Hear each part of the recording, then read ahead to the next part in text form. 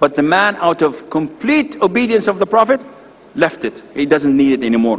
There are lots and lots of things to be talked about, but I believe that if we are fair to Muslims, we can be balanced.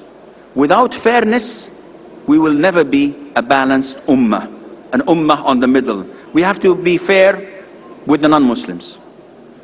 Before that, we have to be fair with our wives, with our children, with our neighbors, with our co-workers. Whenever you see a Muslim being unfair to someone on the road, and this is what they call road rage, just because he did a mistake, I want to stop him and beat him. I want to harm him.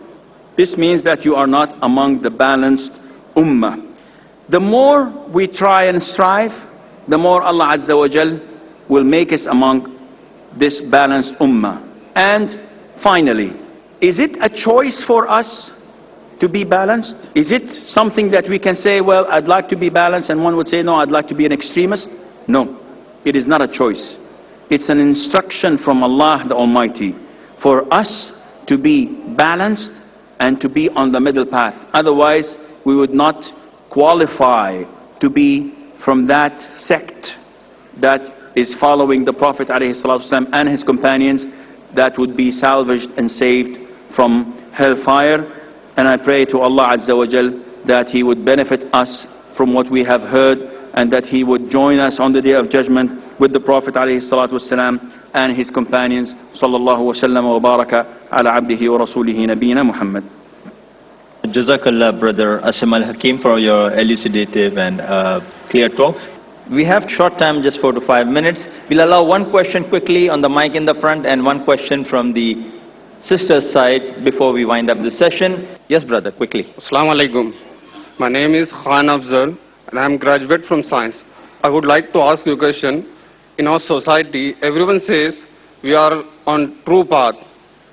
Then how can we realize that which one is on true path and which one is follow the true religion? Well, this is again coming back to the Quran and Sunnah. You're talking about Muslims, or generally speaking? Generally speaking. Generally speaking, you have what is known as the acid test. Everyone claims, so you bring their claim and put it to the acid test. You can tell by the fruits of each religion. You can tell by the teachings of each religion. And believe me, brother, only one religion will stand the acid test.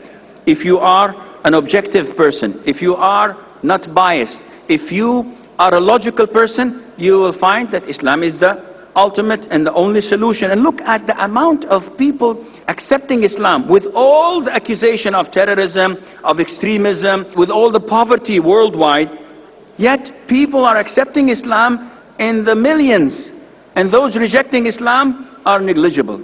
You cannot see them even with a microscope.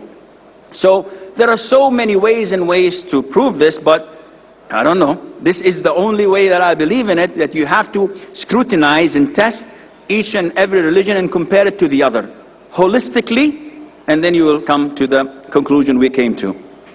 Assalamu alaikum wa rahmatullahi wa barakatuh. Brother, what does Islam have to say about abandoning faith? If a person does not have faith and he does not have belief, then what is the difference between him and an animal? They all eat, they all drink, and they all mate and reproduce.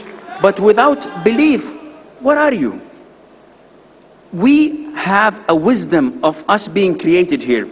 Those who do not have a belief, they say, we don't have a wisdom, we just created like this, and then we leave, and we come back again, and we leave, and we never remember anything from the past. If an atheist says that we don't have any wisdom, we ask this atheist, the shoe you're wearing, does it have a wisdom? He said, yes, it protects my feet. Subhanallah. A shoe has a wisdom of being there, and you, in this vast, huge universe, with this perfection in you and your body, without any logical reason, I fail to see the wisdom behind this. Jazakallah. Hal jaza lisan illa lisan. Jazakallah, brother Assim Al Hakeem.